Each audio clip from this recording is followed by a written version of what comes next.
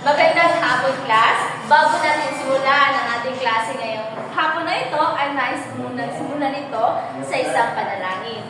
Sa ngalan ng Ama, sa Anak, sa Espiritu Santo. Amen. Bago kayo magsiupo, ay nais munang pulutin mo ang mga basura na nakakalat sa inyong kapaligiran. Magsiupo na kayo. Bidal, maaari mo ba itala ang mga lumiban sa hapon ito? Yes po, ma'am. Maraming salamat. Sa klaseng ito ay may mga alituntunin na po inahanda na dapat nyo sundin.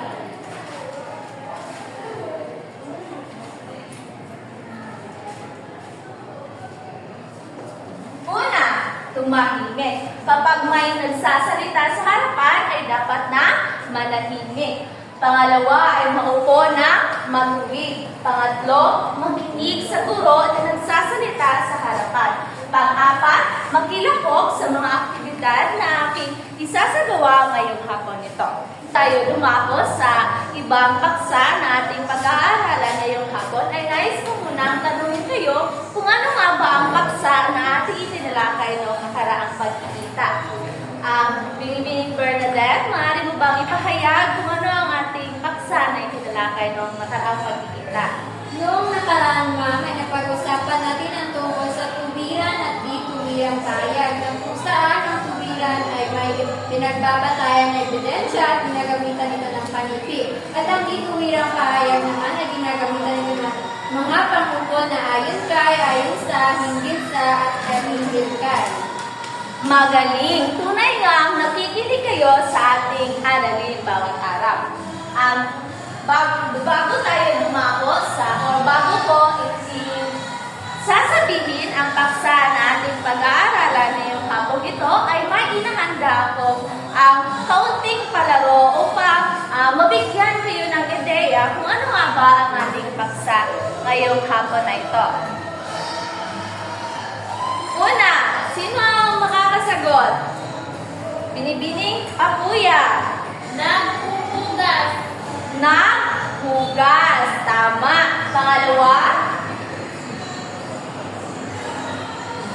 Binibining Quinto. Nagluluto. Nagluluto. Tama. Pangatlo. Binibining Apuya. Naligo. Naligo. Tama ulit. Ang apat. Nagsusulat. Nagsusulat. So, batay sa mga salita na inyong sinagutan, ano ba ang inyong nakita? Nagpapahayag ito ng Kilos. nagpapahayag ng kilos. Ang paksa na ating pag-aaralan ngayon ay nakakonekta sa salitang kilos. So, bago niyo malaman kung ano ang ating paksa na tatalakayin, ay may inihanda akong scramble word para malaman nyo kung ano ang paksa nating tatalakayin ngayon. Sino ang makakasagot? Aspekto ng pandiwa. Aspekto ng pandiwa. Magaling, binibining Apuya. Honor.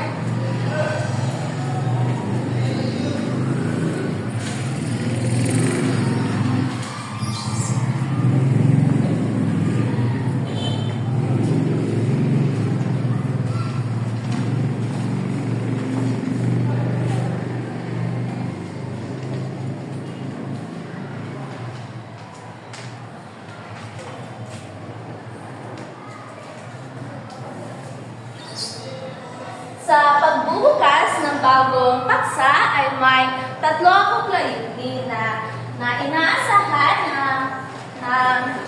matutunan ng mga pag-aaral. Una, natutukoy kung ano ang aspekto ng pandiwa. Pangalawa, naibibigay ang halimbawa ng aspekto ng pandiwa. Pangatlo, naibabahagi ang kahalagahan ng wikang aspeto ng pandiwa.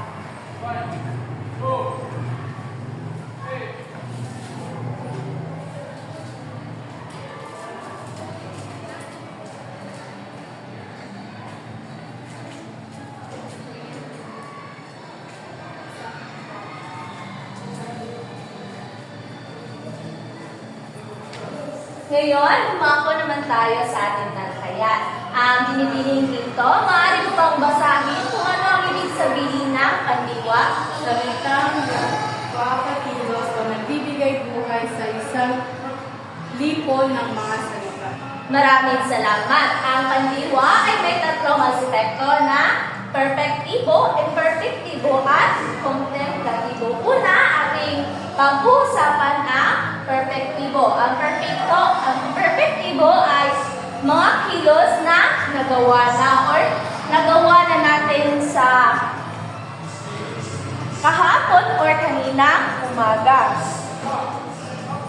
Ang halimbawa nito ay kung may salitang ugat na laro at lalapatan mo ito ng panlaping na ay magiging naglaro.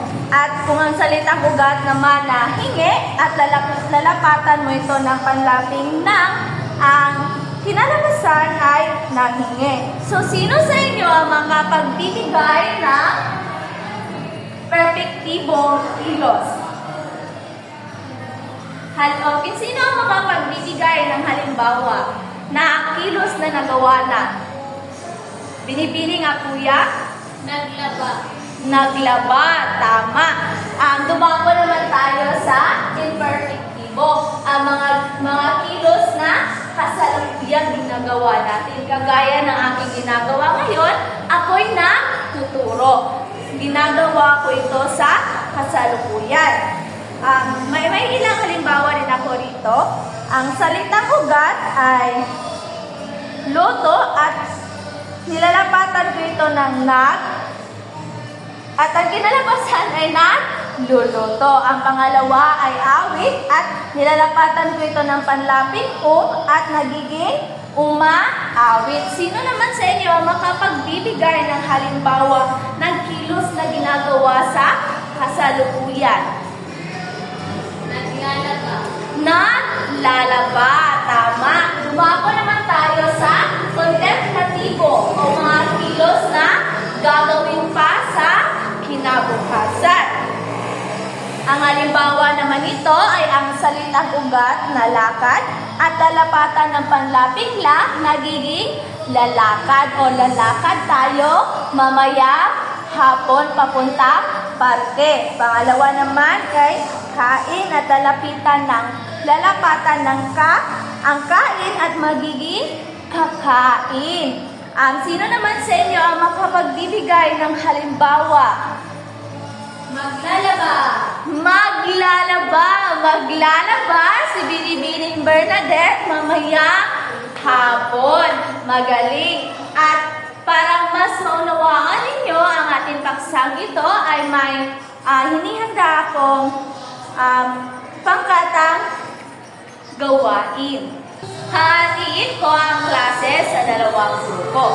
Ang paunahan kayong sumagot ay magsabi ng kokak at kung sino ang unang grupong makapagsasalita ng kokak ay sila ang may pagkakataon na sumagot. Unang katanungan ay panoto. Tukuyin ang mga pandiwang ginamit sa pangungusap at aspekto nito. Unang katanungan. Ang magkakapatid na si Albert at Alvin ay naghahabulan sa buhangin. Sino ang unang makapagbibigay ng sagot? Kokak. Imperfectibo po.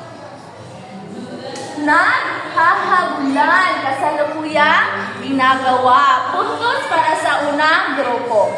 Ang pangalawang katanungan, magluluto si nanay ng masarap na ulam mamayang tanghalian.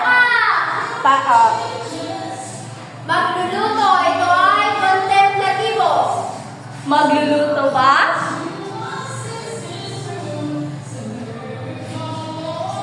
Magluluto? Tama! Puntos para sa pangalawang grupo. Pangatlo katanungan, sama-samang naglilinis ng silid-aralan ang mga bata. Kokak. Imperfectibo. Imperfectibo, kasalukuyang Nagawa. Puntos para sa unang pangkat. Pang-apat na katanungan, naglaba si LJ ng kanyang damit kahapon. Perfectibo, naglaba. Perfect, Tibo, nagawa na. Puntos sa pangalawang grupo. At ang huli naman, dito natin malalaman kung sino ang mananalo. Kahapon ay naligo kami sa Ito ay perfectibo. Perfect Tibo, tama. Puntos para sa ikalawang pangkat. At ang nanalo ay ang ikalawang pangkat. At Yay! naintindihan ba ang paksa nating tilakay ngayon? Opo, ma'am. Wala na bang mga katanungan? Wala na po, ma'am. Kung ganon, ako ang magtatanong sa inyo. Gaano ba kahalaga na pag-aralan ang aspekto ng pandiwa? Binibining Bernadette? Mahalaga pa itong pag-aralan, ma'am, kasi para malaman natin kung saan ito gagamitin, kung kahapon ba, ngayon, o magpakailanman. Kaya ang pandiwa ay isang napakalagang aspeto ng ating pang-araw-araw na pamumuhay. Magaling! Kaya maihanda ako sa inyo pagsusulit na sasagutan nito sa isang kapat na papel. Mayroong dalawang bahagi ang aking pagsusulit ngayong hapong ito. Sa unang bahagi ay sasagutan nyo ito ng 5 minuto at ang pangalawang bahagi naman ay sasagutan nyo ito sa 5 minuto pa rin. Ready na ba, class? Opo, ma'am! Ang unang panuto, tukuyin ang pandiwang hindi dapat mapabilang sa pangkat dahil sa naiibang aspekto nito. Magsisimula na ang inyong 5 minuto. Tapos na ang inyong 5 minuto. Dumako naman tayo sa pangalawang bahagi. Gamit ang mga nakaibang salita, tukuyin ang aspekto ng pandiwa na ginamit sa bawat pangungusap. Mga katanungan. Tapos na ang inyong 5 minuto. Maaari mo na ipasa sa harapan ang inyong mga papel. Tapos man o hindi tapos. Bago natin tapusin ang ating klase sa hapong ito, ay may ibibigin ako takdang aralin. Sagutan ang gawain A at B sa inyong mga libro. Sa pahina 123. Isulat sa isang buong papel at isusumite sa susunod na pagkita. Bago natin tapusin ang ating klase sa hapong ito, ay atin muna itong tapusin sa isang panapos na panalangin. Sa ngalan ng Ama, Anak, sa Espiritu Santo. Amen. Maraming salamat, class. Hanggang sa muli, paalam.